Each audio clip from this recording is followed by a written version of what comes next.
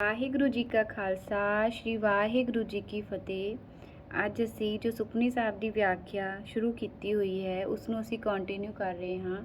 ਇਹ ਸੱਚੇ ਪਾਤਸ਼ਾਹ ਜੀ, ਵਿਆਖਿਆ ਕਰਨ ਸਮੇਂ ਨੇਕਾਂ ਪ੍ਰਕਾਰ ਦੀਆਂ ਭੁੱਲਾਂ ਚੁੱਕਾਂ ਹੋਣਗੀਆਂ, ਅਣਜਾਣ ਬੱਚੇ ਸਮਝ ਕੇ ਮੁਆਫ ਕਰਨਾ ਤੇ ਸ਼ੁੱਧ ਬਾਣੀ ਪੜ੍ਹਨ ਦਾ ਬਲ ਦੇਣਾ। ਵਾਹਿਗੁਰੂ ਜੀ ਕਾ ਖਾਲਸਾ ਸ਼੍ਰੀ ਵਾਹਿਗੁਰੂ ਜੀ ਕੀ ਫਤਿਹ। ਕਈ ਕੋਟ ਭਏ ਬੈਰਾਗੀ, ਰਾਮ ਨਾਮ ਸੰਗ ਤਿਨ ਲਿਵ ਲਾਗੀ। ਕਈ ਕੋਟ ਭਏ ਬੈਰਾਗੀ, ਕਈ ਕੋਟ ਕਈ ਕਰੋੜ ਮਨੁੱਖ ਭਏ ਬੈਰਾਗੀ, ਸੰਸਾਰ ਤੋਂ ਵਿਰਾਗੀ ਹੋ ਗਏ ਹਨ। ਕਿ ਸੰਸਾਰਿਕ ਕਾਰ ਵਿਹਾਰ ਛੱਡ ਕੇ ਵਿਰਾਗ, ਉਹਨਾਂ ਨੇ ਵਿਰਾਗੀ ਜੀਵਨ ਅਪਣਾ ਲਿਆ ਹੈ। ਰਾਮ ਨਾਮ ਸੰਗ ਤਿਨ ਲਿਵ ਲਾਗੀ, ਉਹਨਾਂ ਦੀ ਲਿਵ, ਉਹਨਾਂ ਦੀ ਸੁਰਤ ਪਰਮਾਤਮਾ ਨਾਲ ਜੁੜੀ ਰਹਿੰਦੀ ਹੈ। ਕਈ ਕੋਟ ਪ੍ਰਭ ਕੋ ਖੋਜੰਤੇ, ਕਈ ਕਰੋੜ ਜੀਵ ਪ੍ਰਭੂ ਨੂੰ ਭਾਲਦੇ ਹਨ। ਪ੍ਰਭ ਕੋ ਖੋਜੰਤੇ, ਖੋਜੰਤੇ ਮਤਲਬ ਭਾਲਦੇ ਹਨ, ਉਸ ਨੂੰ ਭਾਲਦੇ ਫਿਰਦੇ ਹਨ। ਆਤਮ ਮੈਂ ਪਾਰ ਬ੍ਰਹਮ ਲਹੰਤੇ, ਤੇ ਆਪਣੇ ਅੰਦਰ, ਆਤਮ ਆਪਣੇ ਅੰਦਰ ਉਸ ਪਾਰ ਬ੍ਰਹਮ ਨੂੰ ਲੱਭਦੇ ਫਿਰਦੇ ਹਨ। ਪਾਰ ਬ੍ਰਹਮ ਲਹੰਤੇ, ਲੱਭਦੇ ਫਿਰਦੇ ਹਨ। ਕਈ ਕੋਟ ਦਰਸ਼ਨ ਪ੍ਰਭ ਪਿਆਸ, ਕਰੋੜਾਂ ਜੀਵਾਂ ਨੂੰ ਪ੍ਰਭੂ ਦੇ ਦੀਦਾਰ ਦੀ ਤਾਂਘ ਲੱਗੀ ਰਹਿੰਦੀ ਹੈ। ਦਰਸ਼ਨ ਪ੍ਰਭ ਪਿਆਸ, ਕਿ ਪ੍ਰਭੂ ਦੇ ਦਰਸ਼ਨਾਂ ਦੀ ਹੀ ਤਾਂਘ ਲੱਗੀ ਰਹਿੰਦੀ ਹੈ। ਉਹਨਾਂ ਦੇ ਮਨ ਵਿੱਚ ਪ੍ਰਭੂ ਦੇ ਦਰਸ਼ਨ ਕਰਨ ਦੀ ਪਿਆਸ ਹੈ, ਕਾਮਨਾ ਹੈ। ਤਿਨਕੋ ਮਿਲਿਓ ਪ੍ਰਭ ਅਬਿਨਾਸ਼, ਉਹਨਾਂ ਨੂੰ ਅਬਿਨਾਸੀ ਪ੍ਰਭੂ ਮਿਲ ਪੈਂਦਾ ਹੈ। ਜਿਸ ਦੀ ਕੋਈ ਜੋ ਮਨੁੱਖ ਕਾਮਨਾ ਕਰਦਾ ਹੈ, ਪਰਮਾਤਮਾ ਉਸ ਨੂੰ ਖੁਸ਼ ਹੋ ਕੇ ਉਸ ਨੂੰ ਉਹ ਦੇ ਦਿੰਦਾ ਹੈ। ਕਈ ਕੋਟ ਮਾਗੇ ਸਤਸੰਗ, ਕਈ ਕਰੋੜ ਸਤਸੰਗ ਕਰਨਾ ਮੰਗਦੇ ਹਨ। ਕਿ ਕਈ ਕਰੋੜ ਜੀਵ ਮੰਗਦੇ ਹਨ ਕਿ ਉਹਨਾਂ ਨੂੰ ਸਤਸੰਗ ਦੀ ਸੇਵਾ ਮਿਲੇ। ਪਾਰ ਬ੍ਰਹਮ ਤਿਨ ਲਾਗਾ ਰੰਗ, ਤੇ ਉਹਨਾਂ ਨੂੰ ਪਾਰ ਬ੍ਰਹਮ ਦਾ ਰੰਗ ਲੱਗਿਆ ਹੋਇਆ ਹੈ। ਜਿਨਕੋ ਹੋਏ ਆਪ ਸੁਪਰਸੰਨ, ਗੁਰੂ ਨਾਨਕ ਸਾਹਿਬ ਫਰਮਾਉਂਦੇ ਹਨ ਕਿ ਜਿਨ੍ਹਾਂ ਉੱਤੇ ਨਿਰੰਕਾਰ ਆਪ ਪ੍ਰਸੰਨ ਹੁੰਦਾ ਹੈ, ਨਾਨਕ ਤੇ ਜਨ ਸਦਾ ਧੰਨ ਧੰਨ, ਅਜਿਹੇ ਮਨੁੱਖ ਤਾਰੀਫ ਦੇ ਕਾਬਿਲ ਹਨ। ਨਾਨਕ ਤੇ ਜਨ ਅਜਿਹੇ ਮਨੁੱਖ ਸਦਾ ਧੰਨ ਧੰਨ, ਉਹ ਤਾਰੀਫ ਦੇ ਕਾਬਿਲ ਹਨ, ਉਹਨਾਂ ਦੀ ਤਾਰੀਫ ਕਰਨੀ ਚਾਹੀਦੀ ਹੈ। ਕਈ ਕੋਟ ਖਾਣੀ ਅਰਖੰਡ, ਕਈ ਕਰੋੜ ਜੀਵ, ਖਾਣੀ ਸ੍ਰਿਸ਼ਟੀ ਦੀਆਂ 4 ਖਾਣੀਆਂ ਅਤੇ ਖੰਡ ਤੇ 9 ਖੰਡ ਹਨ। ਇਸ ਸ੍ਰਿਸ਼ਟੀ ਨੂੰ ਡਿਵਾਈਡ ਕੀਤਾ ਹੋਇਆ ਹੈ 4 ਖਾਣੀਆਂ ਤੇ 9 ਖੰਡ। ਜਿਵੇਂ ਕਈ ਕਰੋੜ ਪੱਥਰ ਹਨ, ਪਹਾੜ ਹਨ, ਨਦੀਆਂ, ਦਰਿਆ ਹਨ, ਤੇ ਕਈ ਕਰੋੜ ਇਸੇ ਤਰ੍ਹਾਂ ਹੀ ਸ੍ਰਿਸ਼ਟੀ ਦੀਆਂ 4 ਖਾਣੀਆਂ ਤੇ 9 ਖੰਡ ਹਨ। ਕਈ ਕੋਟ ਆਕਾਸ਼ ਬ੍ਰਹਿਮੰਡ, ਕਈ ਕਰੋੜ ਕੀ ਹਨ? ਆਕਾਸ਼ ਹਨ ਤੇ ਬ੍ਰਹਿਮੰਡ, ਇਹ ਸਾਰਾ ਬ੍ਰਹਿਮੰਡ ਜੋ ਰਚਿਆ ਹੋਇਆ ਹੈ, ਕਈ ਕਰੋੜ ਉਹ ਹਨ। ਕਈ ਕੋਟ ਹੋਏ ਅਵਤਾਰ, ਕਈ ਕਰੋੜ ਕੀ ਹਨ? ਅਵਤਾਰ ਹੋਏ ਹਨ। ਜਿਵੇਂ ਰਾਮ ਜੀ, ਕ੍ਰਿਸ਼ਨ ਜੀ, ਇਹ ਅਵਤਾਰ ਦੇ ਰੂਪ ਵਿੱਚ ਪੈਦਾ ਹੋਏ ਹਨ। ਕਈ ਕਰੋੜ ਜੀਵ। ਕਈ ਜੁਗਤ ਕੀਨੋ ਵਿਸਥਾਰ, ਪਰਮਾਤਮਾ ਨੇ ਕਈ ਜੁਗਤੀਆਂ ਨਾਲ, ਜੁਗਤ ਕਿੰਨੇ ਹੀ ਢੰਗਾਂ ਉਪਾਏ ਨਾਲ, ਜੁਗਤੀਆਂ ਨਾਲ, ਕੀਨੋ ਵਿਸਥਾਰ, ਇਸ ਸੰਸਾਰ ਦੀ ਰਚਨਾ ਕੀਤੀ ਹੈ। ਕਈ ਵਾਰ ਪਸਰਿਓ ਪਸਾਰ, ਸਦਾ ਸਦਾ ਇੱਕ ਏਕੰਕਾਰ, ਕਈ ਵਾਰ ਇਹ ਸੰਸਾਰ ਬਣਿਆ ਹੈ।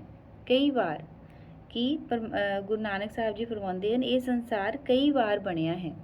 ਇਸ ਤੋਂ ਪਤਾ ਲੱਗਦਾ ਹੈ ਕਿ ਇਹ ਦੁਨੀਆ ਉਜੜੀ ਹੈ ਫਿਰ ਬਣੀ ਹੈ, ਕਈ ਵਾਰ ਬਣਿਆ ਹੈ। ਪਰ ਉਹ ਪਰਮਾਤਮਾ ਸਦਾ ਇੱਕ ਹੈ, ਸਦਾ ਸਦਾ ਇੱਕ ਏਕੰਕਾਰ। ਦੁਨੀਆ ਚਾਹੇ ਜਿੰਨੀ ਵਾਰੀ ਮਰਜ਼ੀ ਬਣੀ ਹੈ, ਪੂਰੀ ਉਜੜ ਗਈ ਹੈ, ਪਰ ਉਹ ਏਕੰਕਾਰ ਪਰਮਾਤਮਾ ਸਦਾ ਇੱਕ ਹੈ। ਕਈ ਕੋਟ ਕੀਨੇ ਬਹੁ ਭਾਂਤ, ਪ੍ਰਭੂ ਨੇ ਕਈ ਕਿਸਮ ਦੇ ਕਰੋੜਾਂ ਹੀ ਜੀਵ ਪੈਦਾ ਕੀਤੇ ਹਨ। ਕਈ ਕੋਟ, ਕਿੰਨੇ ਹੀ ਕਰੋੜ ਪੈਦਾ ਕੀਤੇ ਹਨ। ਕੀਨੇ ਬਹੁ ਭਾਂਤ, ਅਲੱਗ-ਅਲੱਗ ਤਰ੍ਹਾਂ ਦੇ।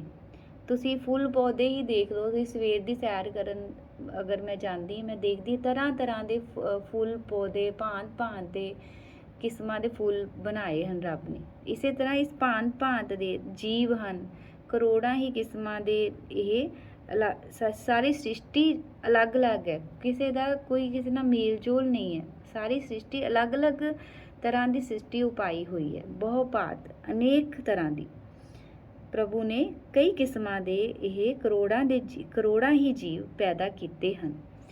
ਪ੍ਰਭ ਤੇ ਹੋਏ ਪ੍ਰਭ ਮਾਹੇ ਸਮਾਤ, ਜੋ ਪ੍ਰਭੂ ਤੋਂ ਪੈਦਾ ਹੋ ਕੇ ਫਿਰ ਉਸ ਵਿੱਚ ਹੀ ਲੀਨ ਹੋ ਜਾਂਦੇ ਹਨ। ਪ੍ਰਗਟੇ ਹੋਏ ਪ੍ਰਭੂ ਤੋਂ ਹੀ ਪੈਦਾ ਹੁੰਦੇ ਹਨ ਤੇ ਉਸ ਵਿੱਚ ਹੀ ਲੀਨ ਹੋ ਜਾਂਦੇ ਹਨ। ਮਾਹੇ ਸਮਾਤ ਉਸ ਵਿੱਚ ਹੀ ਸਮਾ ਜਾਂਦੇ ਹਨ। ਤਾਕਾ ਅੰਤ ਨਾ ਜਾਣੇ ਕੋਏ। ਗੁਰੂ ਨਾਨਕ ਸਾਹਿਬ ਜੀ ਫਰਮਾਉਂਦੇ ਹਨ, ਉਸ ਦਾ ਭੇਦ ਕੋਈ ਮਨੁੱਖ ਨਹੀਂ ਜਾਣਦਾ। ਆਪੇ ਆਪ ਨਾਨਕ ਪ੍ਰਭ ਸੋਏ। ਉਹ ਪ੍ਰਭੂ ਆਪਣੇ ਵਰਗਾ ਆਪ ਹੀ ਆਪ ਹੈ। ਆਪੇ ਆਪ ਨਾਨਕ ਪ੍ਰਭ ਸੋਏ, ਉਸ ਦੇ ਵਰਗਾ ਕੋਈ ਹੋਰ ਨਹੀਂ ਹੈ। ਉਹ ਆਪ ਹੀ ਹੈ, ਉਸ ਦੇ ਵਰਗਾ ਉਹ ਖੁਦ ਹੀ ਹੈ। ਉਸ ਦਾ ਭੇਦ ਕੋਈ ਨਹੀਂ ਜਾਣ ਸਕਦਾ।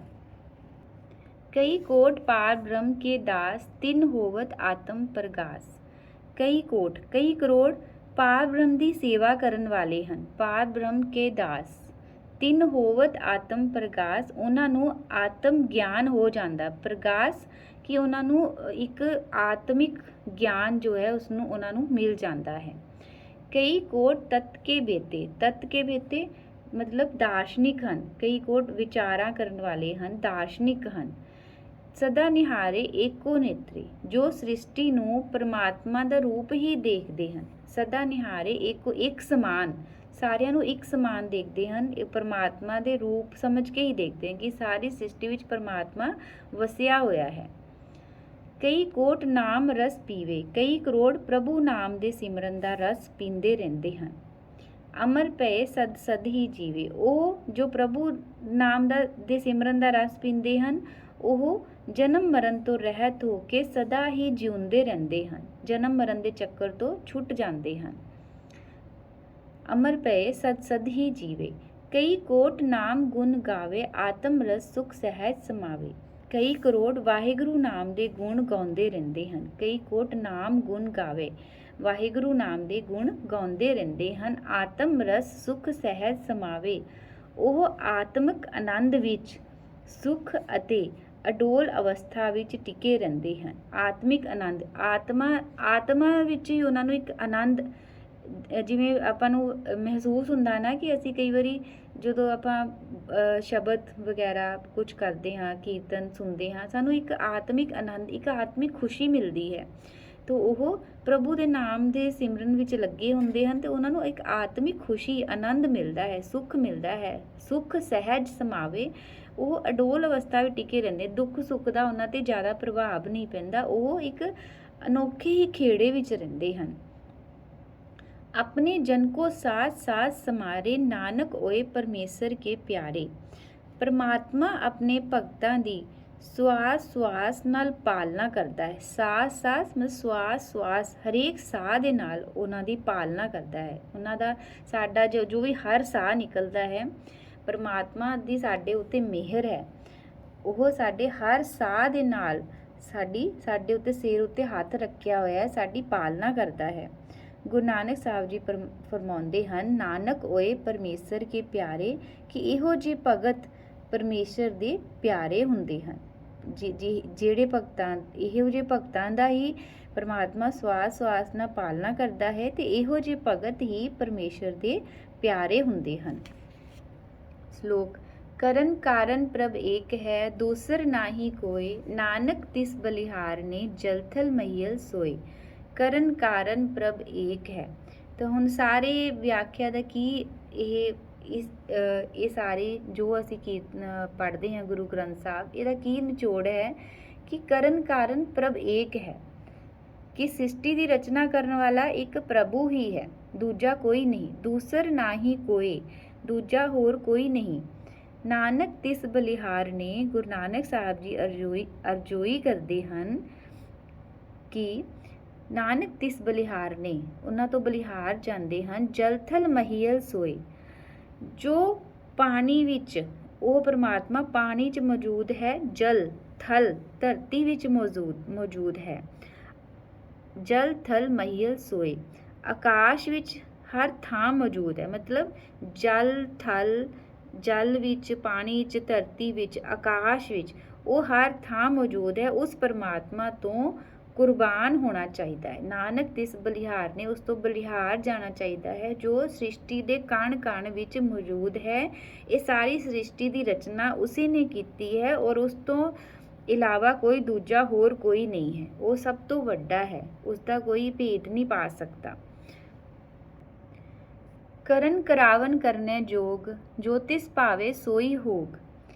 परमात्मा हरेक कारज ਕਰਨ ਮਤਲਬ ਹਰੇਕ ਕਾਰਜ ਕਰਨ ਕਰਾਵਨ ਤੇ ਜੀਵਾਂ ਆਪਣੇ ਜੀਵਾਂ ਪਾਸੋਂ ਕਰਾਉਣ ਦੀ ਵੀ ਤਾਕਤ ਰੱਖਦਾ ਹੈ। ਕਰਨਾ ਵੀ ਉਸੇ ਨੇ ਹੈ। ਕਰਨ ਕਾਰਨ ਪ੍ਰਭ ਇੱਕ ਹੈ, ਵੀ ਕਰਨ ਦੀ ਤਾਕਤ ਵੀ ਹੈ। ਉਹ ਹਰ ਕਾਰਜ ਉਹ ਜੋ ਉਸਦੇ ਮਨ ਪਾਉਂਦਾ ਹੈ ਉਹ ਕਰਦਾ ਵੀ ਹੈ। ਕਰਾਵਨ ਅਤੇ ਸਾਡੇ ਵਰਗੇ ਜੀਵਾਂ ਪਾਸੋਂ ਕਰਾਉਂਦਾ ਵੀ, ਇਹ ਤਾਕਤ ਵੀ ਉਸਦੇ ਕੋਲ ਹੈ। ਜੋ ਤਿਸ ਭਾਵੇ ਸੋਈ ਹੋਗ, ਜੋ ਉਸ ਨੂੰ ਮਨਜ਼ੂਰ ਹੁੰਦਾ ਹੈ। ਜੋ ਤਿਸ ਭਾਵੇ, ਉਸ ਨੂੰ ਜੋ ਭਾਵੇ ਚੰਗਾ ਲੱਗਦਾ ਹੈ। ਸੋਈ ਹੋਗ, ਉਹੀ ਹੁੰਦਾ ਹੈ। ਖਿਨ ਮੇ ਥਾਪ ਉਥਾਪਨ ਹਾਰਾ, ਖਿਨ ਮਤਲਬ ਪਲ ਵਿੱਚ, ਮਿੰਟਾਂ ਸਕਿੰਟਾਂ ਵਿੱਚ। ਖਿਨ ਮੇ ਉਹ ਪਲ ਵਿੱਚ, ਥਾਪ ਉਥਾਪਨ ਹਾਰਾ, ਥਾਪਨਾ ਮਤਲਬ ਬਣਾਉਣਾ, ਥਾਪਣ ਵਾਲਾ ਹੈ। ਉਥਾਪਨ ਹਾਰਾ, ਉਥਾਪਨ ਉਸਦਾ ਉਲਟ, ਕਿ ਮਿੰਟਾਂ ਸਕਿੰਟਾਂ ਪਲਾਂ ਵਿੱਚ ਉਹ ਬਣਾਉਣ ਵਾਲਾ ਹੈ ਤੇ ਤੋੜਨ ਵਾਲਾ ਹੈ। ਕਈ ਵਾਰੀ ਕੁਝ ਗੱਲਾਂ ਸਾਡੇ ਹੋ ਜਾਂਦੀਆਂ ਜ਼ਿੰਦਗੀ ਵਿੱਚ ਜੋ ਬਹੁਤ ਹੈਰਾਨੀ ਸਾਨੂੰ ਅਚਰਜ ਭਰੀਆਂ ਹੁੰਦੀਆਂ ਹਨ ਕਿ ਇਹ ਕਿਵੇਂ ਹੋ ਗਿਆ। ਉਹ ਪਰਮਾਤਮਾ ਦੀ ਮਰਜ਼ੀ ਹੈ। ਜਿਵੇਂ ਕਈ ਸੁੱਖ ਵਾਲੀ ਗੱਲ ਆ ਜਾਂਦੀ ਹੈ ਕਿ ਹਾਏ ਇਹ ਕਿਸ ਤਰ੍ਹਾਂ ਅਚਰਜ ਹੈਰਾਨੀ, ਇਹ ਕਿਸ ਤਰ੍ਹਾਂ ਹੋ ਗਿਆ ਇਹ ਚੀਜ਼।